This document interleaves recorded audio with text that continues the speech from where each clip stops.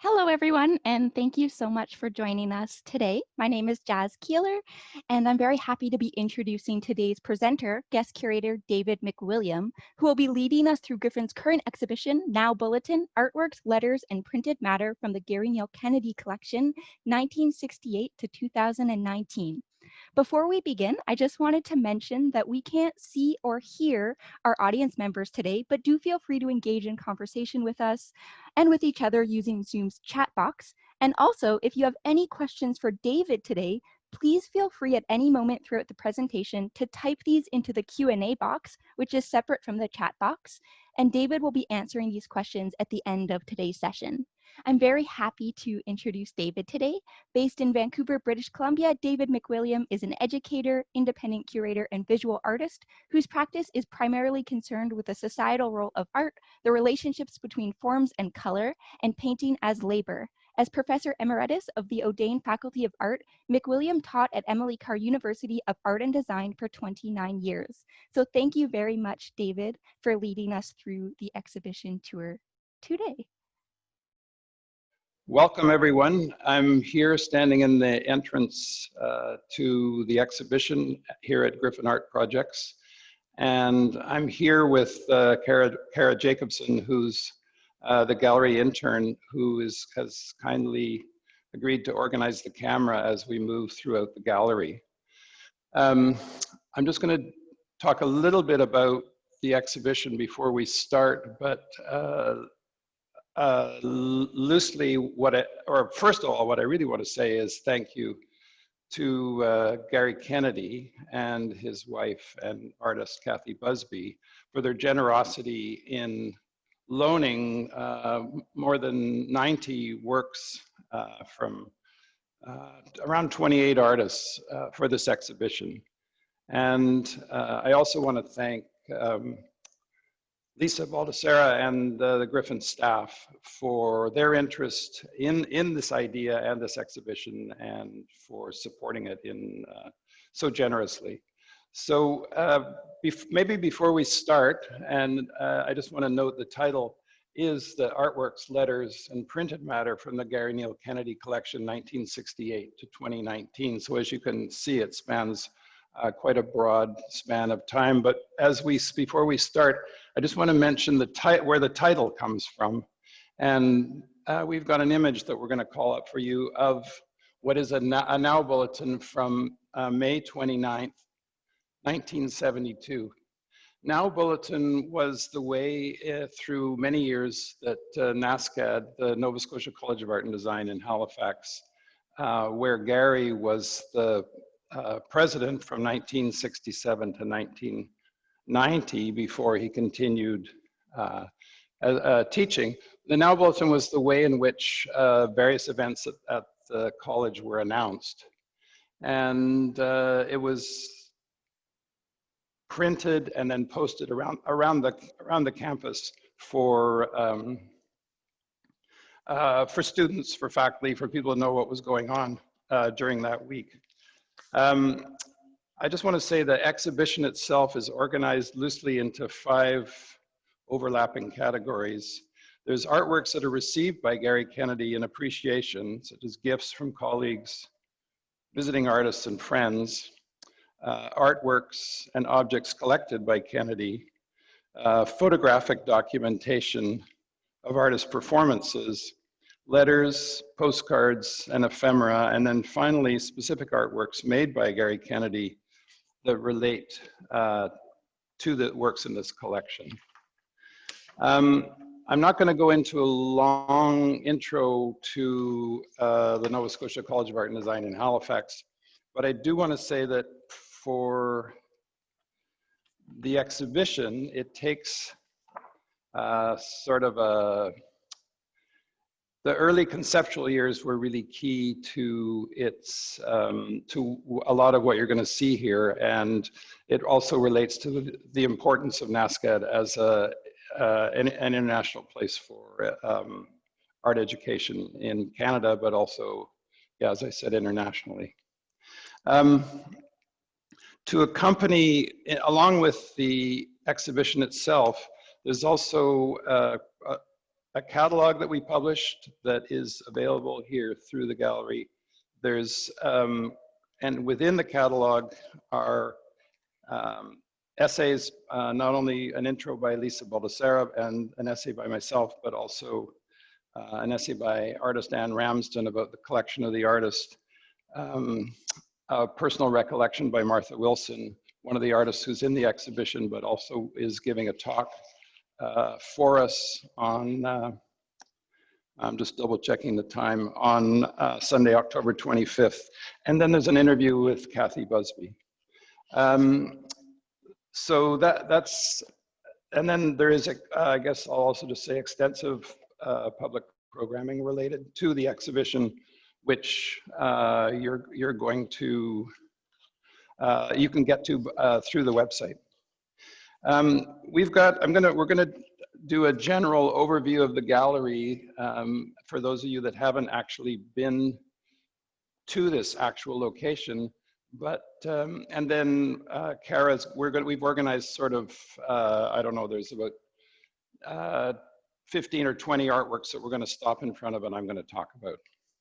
So where I'm gonna take you now is into the first space of the gallery, which is a single story space. The gallery is basically organized into this smaller space and then the larger gallery, which has two false walls, which create a division. And you'll see that as we get closer. I'm gonna start by just, and in this room, we focused on some very early Remembering Names works by Garry Kennedy. And in particular, I think we're gonna try to pull up a piece that he did in 1969. So since 1969, Garry has been doing these performance projects where he writes down the names of people that he remembers, often related to a specific place or a specific time. Garry was born in 1935 in St. Catharines, Ontario. He studied at the Ontario College of Art, Buffalo, and then Ohio, and came to NSCAD in 1967 to be president. He was pretty young, he was 32 at the time, and the college went through some big changes on his arrival. But shortly after he got there, he started doing these performance pieces. And this is an example of the first one. The other thing I wanted to talk about in relation to NSCAD was how, I'm going to say how savvy it was in promoting itself internationally. And I'm going to focus on a one-page piece that was done for Studio International in October 1972. It was a special exhibition, or a special edition of the magazine that focused on art education. And Garry, in his wisdom, made it into an art piece. And what you see in front of you is his a description of the college that lists its budget, its size, its weight, students by name, the faculty, the visiting artists, the exhibition programs, lithography workshop, and so on. And as a young prospective art student, I was living in Victoria in the early 70s. And I saw this when I was working in the library at UVic. And it really caught my attention and actually was one of the catalysts for me wanting to attend NSCAD. And I went there in the fall of '74 and stayed for 2 years.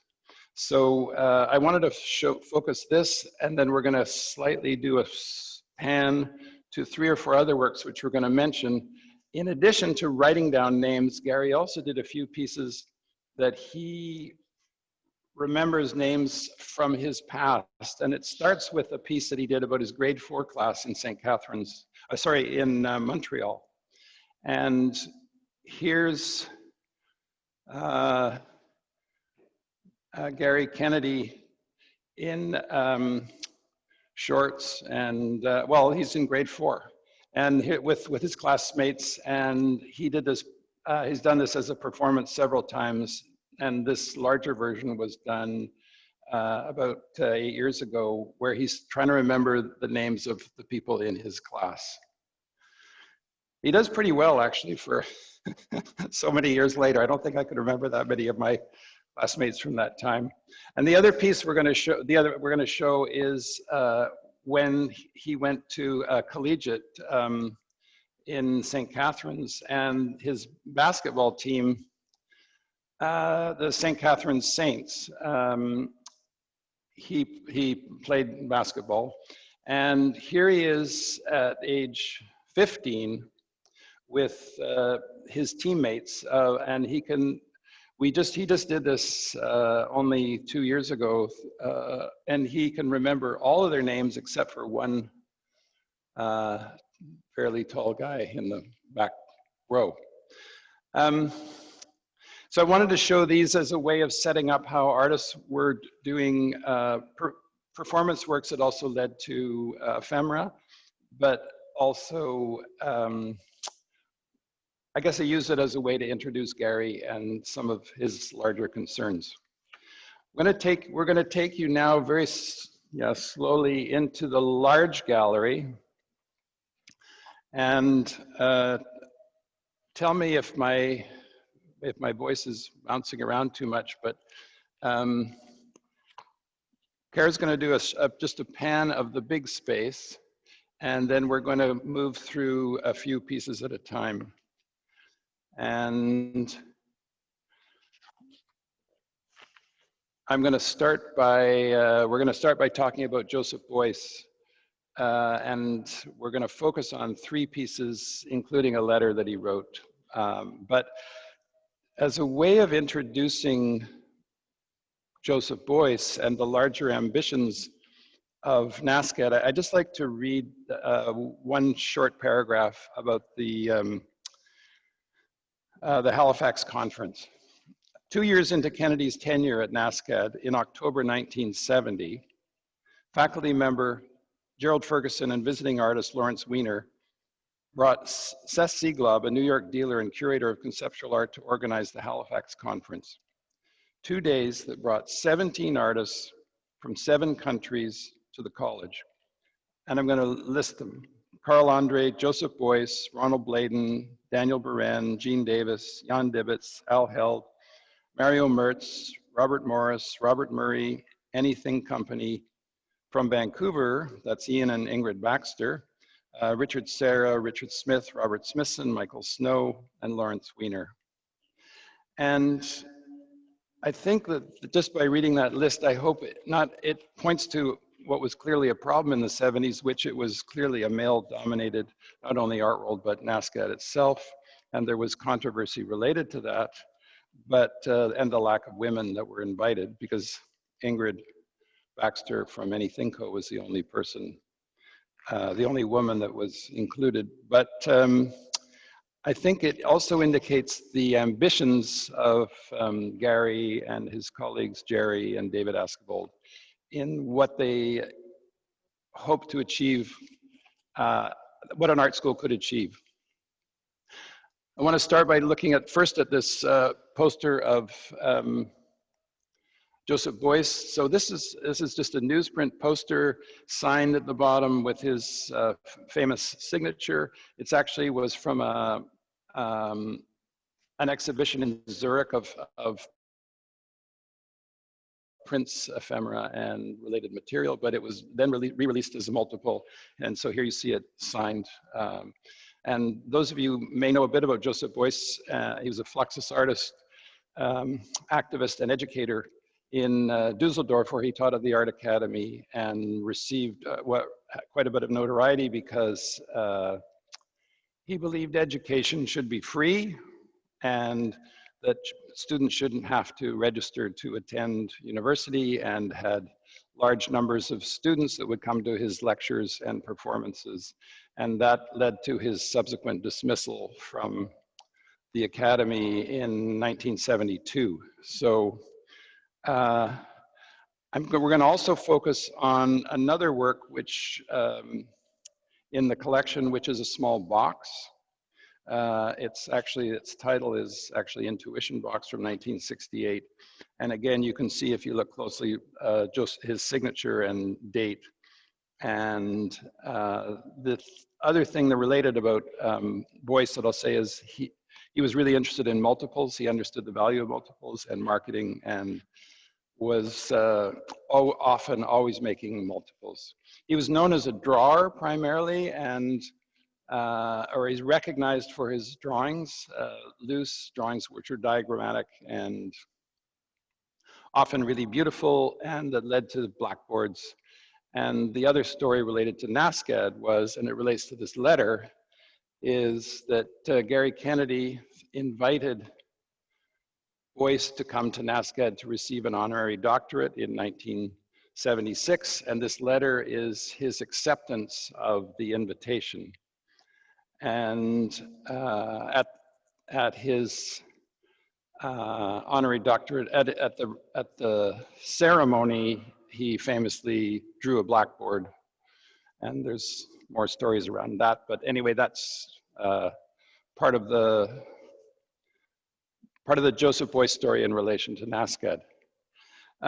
We're going to move now slightly to the west side of the gallery, where we've got two pieces by an American artist, Andy Warhol, who's, some of you may know, is fairly famous. Thought it was interesting that in this election year in the States, we have this amazing poster of Nixon and telling you to vote McGovern. Andy Warhol's also relation to NSCAD relates to this next letter, where Garry invited Andy to come and receive an honorary doctorate. And what you see is his reply, where he says, "Sorry, I can't come."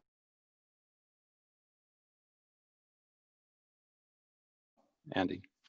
Continuing on, just next, I'm going to show you this Martha Wilson photograph, and here you can see it enlarged. And I wanted to focus on this for a couple of reasons. One is which Martha is coming, will be doing a live online presentation on Sunday, October 25th at 1 o'clock. So you may want to please take the time to sign in for that. But I also wanted to kind of do a bit of explanation about her work in relation to others, because this also relates to a performance. So it's a documentation of a performance. And I'm going to read you the clip that Martha posted on the back of this. It's called Posturing.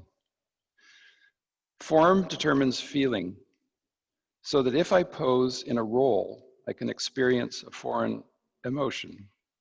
In February 1972, I attempted a double sex transformation.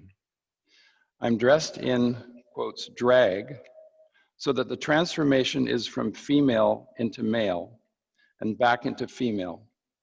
Theoretically, this uninitiated audience sees only half of this process, from male into female.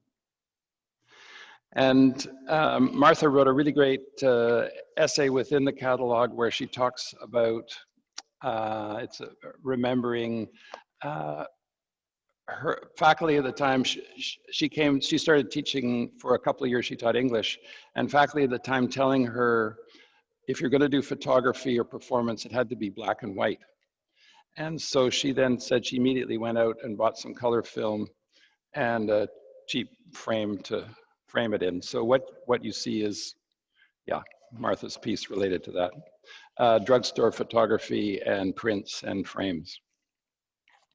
Adjacent, we're now going to talk a bit about Robert Frank and June Leaf. And we've got some really beautiful pieces that represent both their relationship to NSCAD, but also their friendship with Garry Kennedy. And we're going to start, I want to start with showing you this really beautiful collage that's made from a fax. Maybe some of you are old enough to remember that there used to be these thermal transfer papers that you could send images and text over phone lines. And it's hello, Garry and Jane from Mitsubishi, and he's using a Mitsubishi printer, I guess, and he's saying, on the way back to move home, improvements in NYC. And here you can see June and Robert holding the camera. And as some of you may know, he was famous for these Polaroids that he often took with of himself, his family, and the landscape around him. As you come around the corner, we've got a number of really amazing pieces by June Leaf, including a very large painting, which I'll talk about next, but I wanted to focus on this really beautiful drawing that she made. And it's a drawing, well, it's a letter with drawings from August in 1997, when she's saying thank you to Garry of the golden years. It was nice of you to go out on a limb with me. And there's this picture of her out on the limb. And then about this dream she has about going to Documenta as a centaur of sorts. And anyway, we actually have two letters. And then we have a very large painting that she made. And we're gonna try to,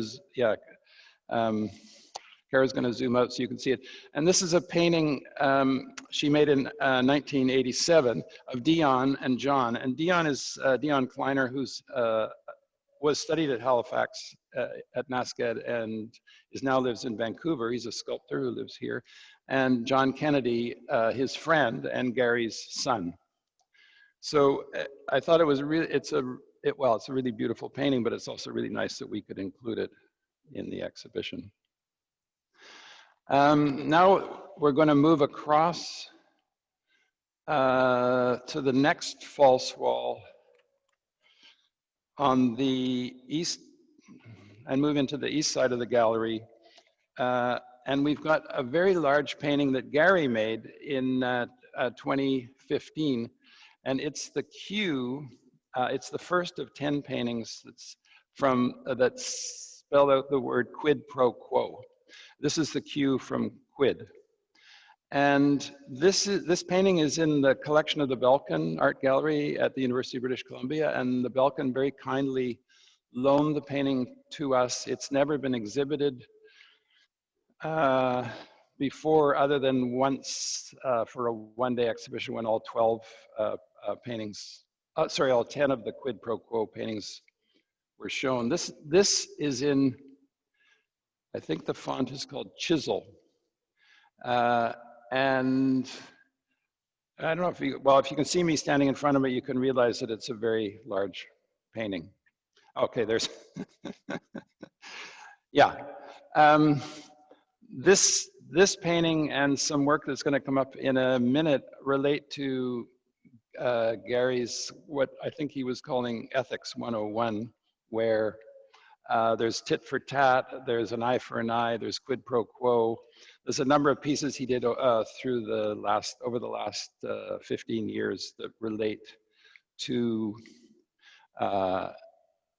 these, well, this is Latin.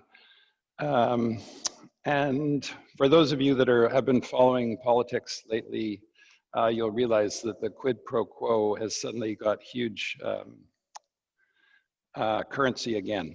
So it's nice that it's really great that we could show it, and it's also, the colors are amazing with this fluorescent, I guess it's a red. It's a very hot fluorescent red, orangey red, pink. We're going to pan a little bit further to a section of works where we have a number of works by Lawrence Weiner, and Lawrence is one of Garry's oldest friends, and I think as I read in the very intro just before we went to Joseph Boyce in relation to the Halifax Conference, has a long and enduring relationship with NSCAD and had done a number of pieces. And over the years, some of you may know a bit about his work, but he's a conceptual artist who uses text. And they were started very small and they got bigger, and more recently are very large on gallery printed on gallery walls or painted on gallery walls. What we have here are exhibition posters, This is an unused stencil for a piece. He made stencils which were stenciled, sometimes often using rubber stamps. And I think we've got two pieces that we're going to show you. This one, which is all built with the same erector set, and it's a fax, again, that was sent to Garry. You can use C's using rubber stamps. And then beside it, in the images that you're seeing, is one of my favorite pieces, which is Mi Casa es Su Casa. And as if you can read up close, it says, when you shit on the floor, it gets on your feet. And there's little, so this is the original gouache drawing with a little note that says, for Garry with most best XX Lawrence Weiner. So there's nice that we have this kind of, there's letters, ephemera, and it documents a long period of his life and a long period of his work. Within the exhibition, we also have a book that the NSCAD Press and Art Metropole produced of Lawrence Weiner's posters. And the book was posters from November 1965 to April 1968. The posters themselves, there's an archive of the posters at the Vancouver Art Gallery, and I understand that they're currently working on an exhibition that will be exhibiting these posters. So you'll be able to see them. I believe it's going to be next year, Grant Arnold was telling me. But the other thing that we have to show you is a present that Lawrence gave to Garry on his 50th birthday, which is the printer's dummy for the book. And here you're seeing an image of the cover, and we're going to take a few minutes and show you a short clip of a video that Rachel Topham shot of Garry and Kathy leafing through the book. And I think, yes, this is showing, you're seeing this right now.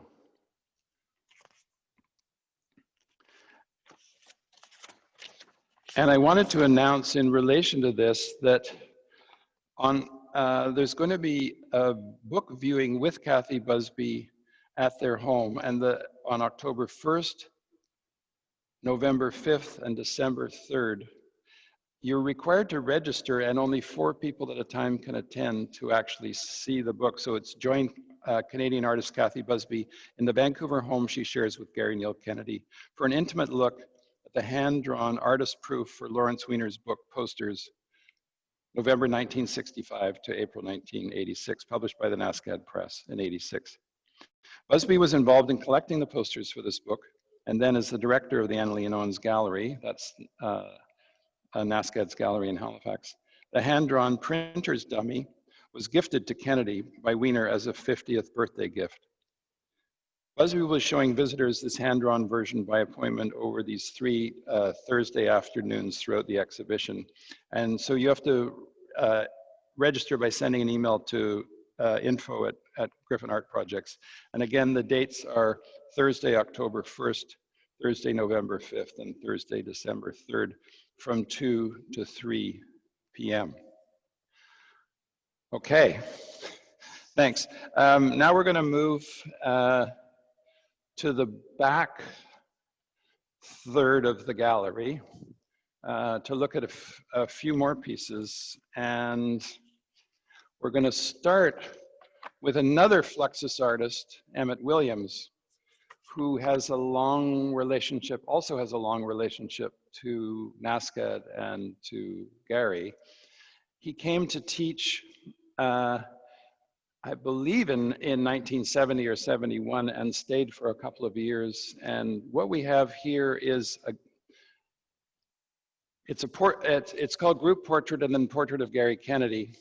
And just to explain, this is a group portrait of a number of Emmett Williams' friends who are Fluxus artists, Robert Filliou, Nam June Pike, and so on.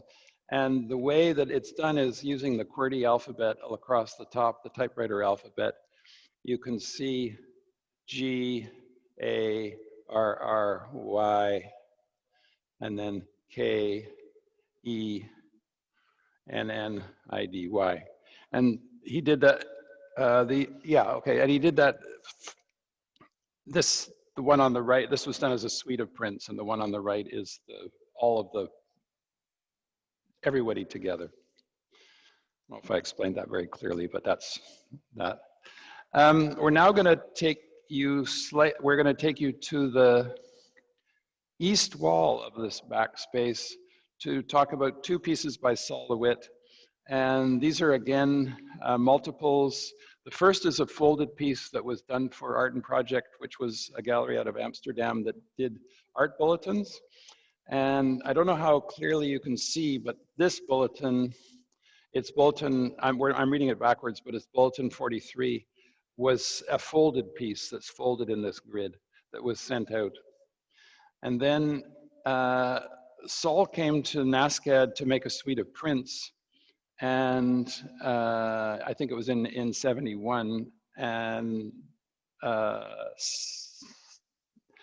some are very famous and beautiful. There's 10,000 lines in a 20-inch square, I think is the title of one of them. And anyway, related, adjacent to this piece, we also have a sorry letter, different than the Warhol, where Sol LeWitt says, "Dear Garry, sorry not to see you in NYC, was feeling lousy." And then signed, Sol LeWitt. There's a few other artists in this side, Gilbert and George, John Giorno, John Baldessari, Mimi Shapiro, but we're gonna take you now to see a few more pieces of Garry's, which are in the back, this back alcove on the west wall. And one is this, these 6 versions of An Eye for an Eye that were printed at Malspina Printmakers in just a couple of years ago. And the image, their silk screens, each is the same image with different color combinations. And I don't know if you can actually see this black on black version in the top left. But it's nice to see the fluorescent orange in the middle in relation to the big Q painting. And as you move through the space, you can kind of get a sense of that. So the other 2 pieces of Garry's I wanted to talk about that relate again to naming. In this case, it's naming colors. Garry has a long history and interest in the names of paint chip colors. And we're going to show this one piece, which is this large photograph where there's a I think it's an electron micro photo. There's a small piece of paint which has been scraped away, and it reveals all the layers of paint, which relates to this history of the way Garry paints.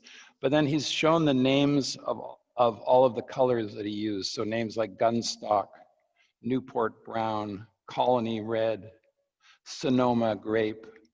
And from that, you begin to get this sense of how the naming of colors also has political and carries these associative connotations. And I think we've got a detail. Yeah, we've got one detail that you can see, and it's an amazing photograph to see the whole thing.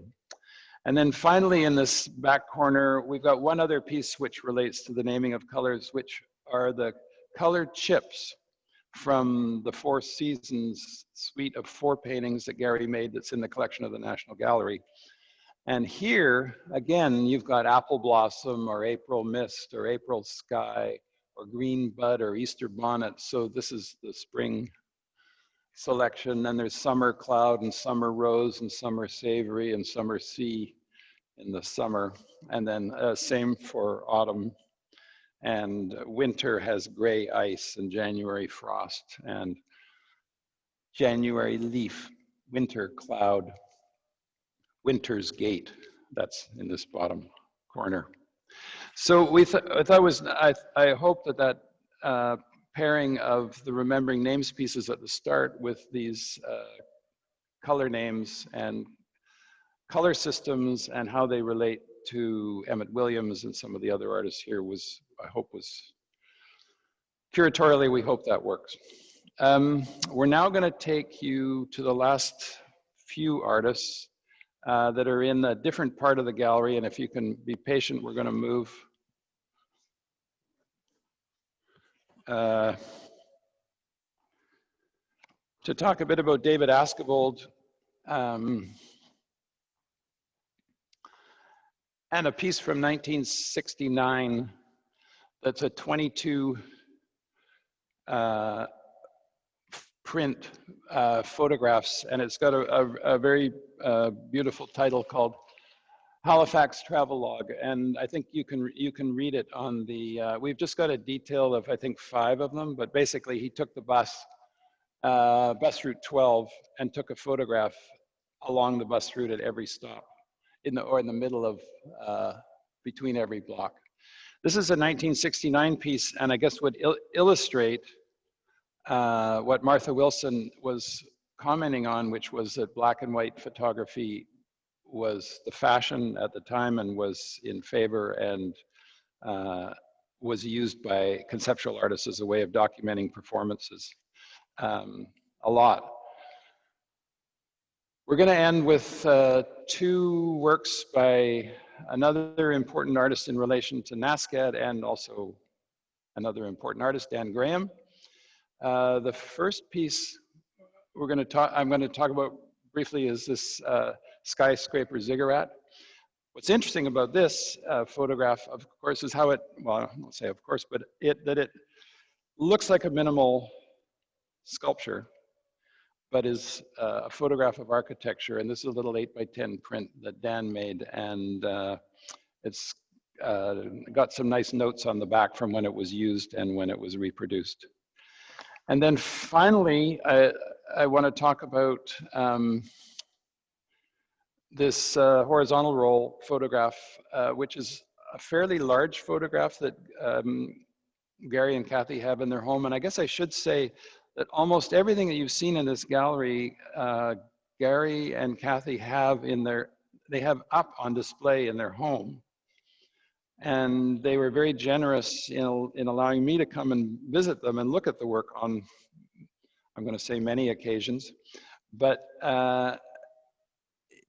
they were also incredibly generous to allow us to take the work from their home to the gallery for this 4-month period while the exhibition's up. And you can see by the breadth and the amount of work that it represents. There's probably a lot of holes on the walls that no longer have art that had art. The Dan Graham photograph, the other reason why I wanted to show it, not only is it's a key piece for Dan, it's a performance he's doing in Halifax where he's rolling on a table, pointing the video camera at a video monitor that's here in the foreground, just out of the foreground, where it's creating a feedback loop, which Dan and his work, which he's famous for within his work, within his performance work. And he writes about it talking about this, I'll just read you a very quick clip of what he says, talking about this particular piece.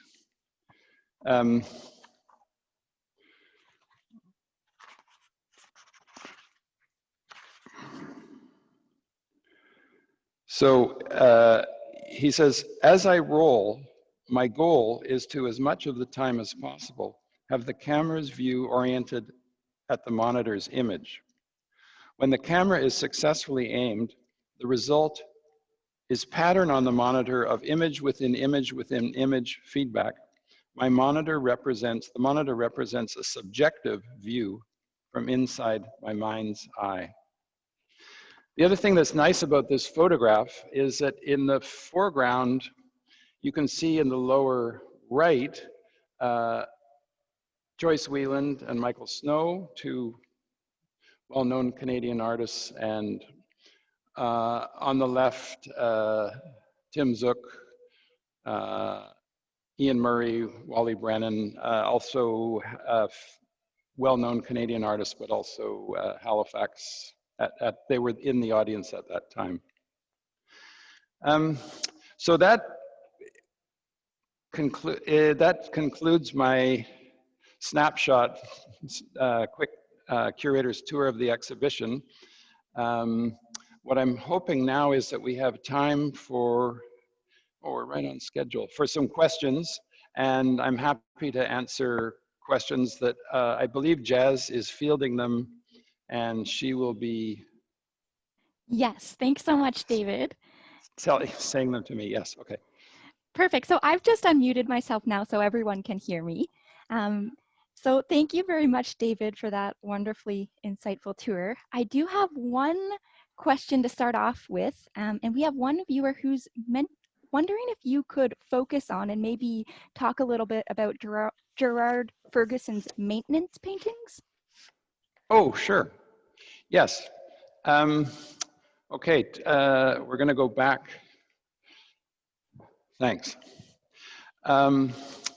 So I guess I should have said that when David, basically, once Garry got to Halifax, he invited two artists to come, and one of them,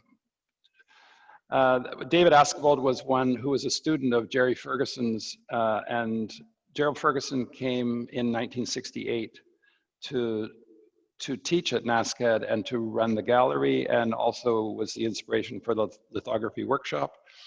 And he was teaching at Kansas City the Art Institute in Kansas City, and he brought with him his student, David Askebold, who also came to Halifax that year. And David is particularly important for a number of reasons, but one of them was his projects class, which was this class which invited artists, mostly conceptual artists, to propose projects for the class to execute as students. And I also, just before we talk about Gerry Ferguson's paintings, want to mention that Kelly Lycan, who's the current artist in residence and also a NSCAD alumna, is working on a project with some North Shore students that relates to David Askebold's projects class.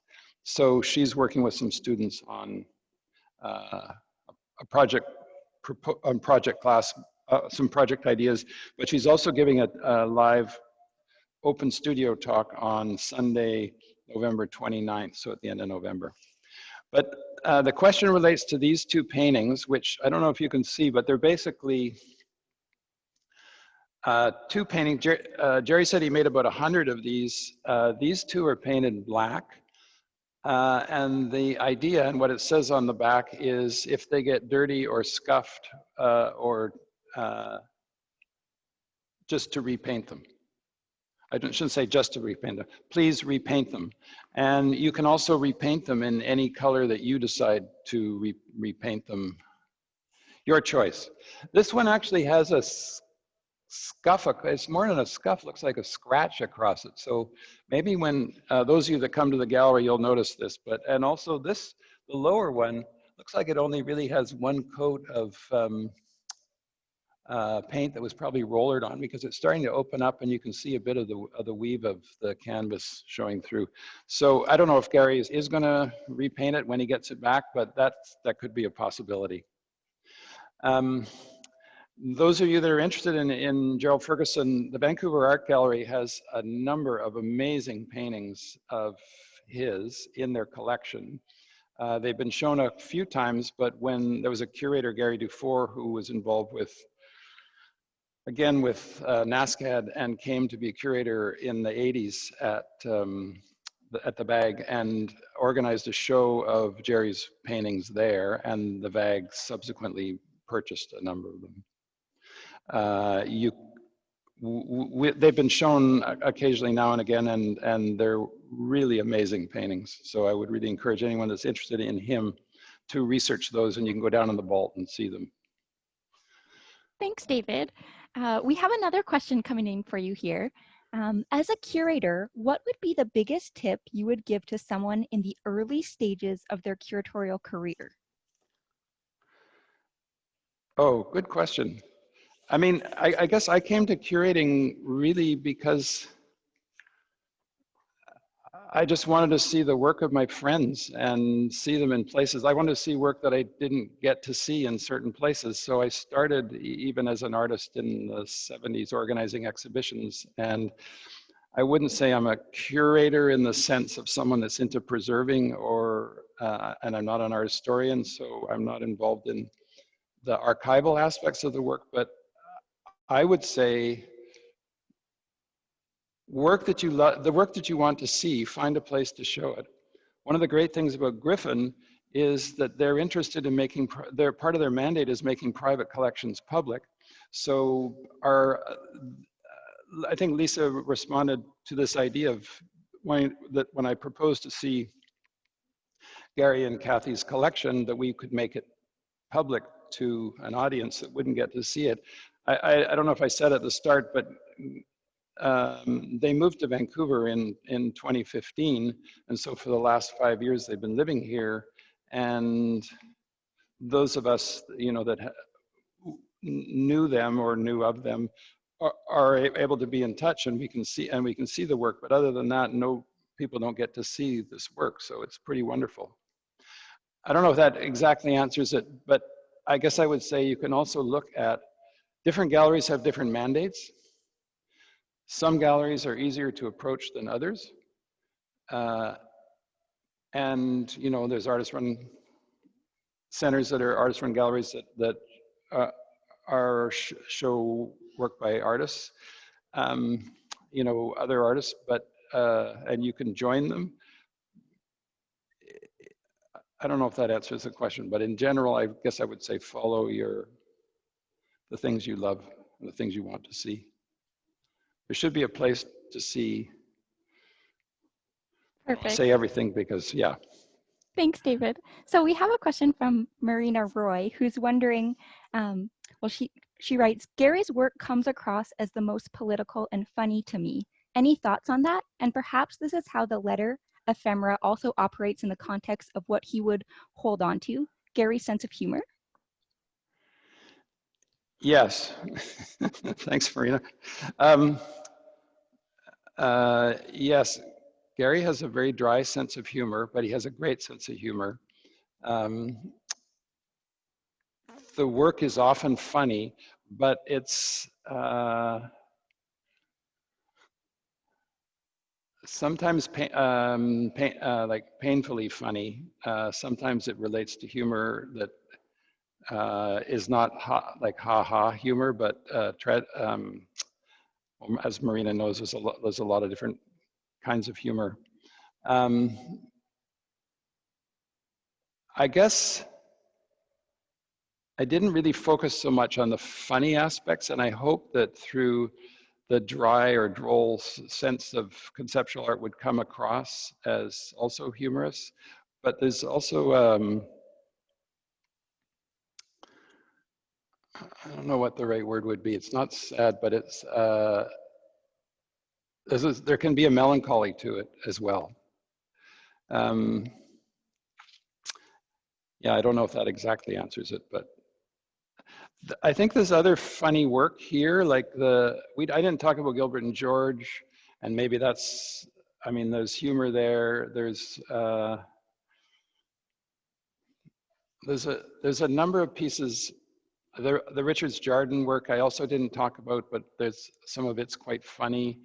The Bruce Nauman. But I guess I would say that in general, on appearance, conceptual art can look really dry, and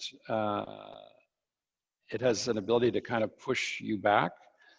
In a way, Garry, I think, uses color to kind of draw you in. Maybe not always strategically, but that's one of the results of it. But then also, when you think about the big Q painting, it's so big, it just like, and it has such a presence, it really does, you know, it knocks you out, it pushes you back. So I don't think that one's funny. I think that one, yeah. But yeah. Great, thank you, David. So I think maybe we have time for one more question here before wrapping up. And I Okay. wondered if you might be willing to speak a little bit about, so I find it quite unexpected to see things like personal letters, scribbled on napkins, postcards, and that kind of ephemera presented in an art gallery setting. And I'm just wondering if this collection has been exhibited before, and if Garry always considered these as these objects as works to be intended for public display. So basically, I guess I'm just wondering how the seeds for this exhibition were planted. Oh, thank you. I guess one thing I would say is that another aspect of conceptual art is printed matter, and a lot of the things that you see here were sent out through the mail, or they were intended to be circulated. Yeah, I would say through the mail primarily. They weren't not, and so you would receive them. You could also, and Lawrence Weiner would be a good example. You can receive a work of art, but it's been mailed to you. Maybe the same with Boyce's. There's multiples that you could receive, but I don't. Well, I guess two things. Like things like the Boyce napkin drawings, which we didn't focus on, but the letters, in a way, what I hoped was that by being able to see this, it would round out, it would give you kind of an insight into some of these artists and their thinking in ways that weren't, most of us as viewers would never get to see. So it's nice to see in the Andy Warhol letter, for example, that there's a typo and he misspells sorry, and so there's nice to see those aspects, but also it's very much of this. Some of the letters are very private, and I think it was really generous of Garry to agree to loan them to see. I don't think they're intended as artwork, but they are ephemera and they are related to the art. So in a way of planning the exhibition, we positioned the letters adjacent to the artist's work often. Almost, yeah, exclusively. So when you're looking at June Leaf, you can see these two letters, this drawing of Garry's eye, and you can see a postcard that June and Robert sent him, and you can see that in relation to a painting, which I hope is illuminating. But know that, well, some of this work has been seen, but some of it,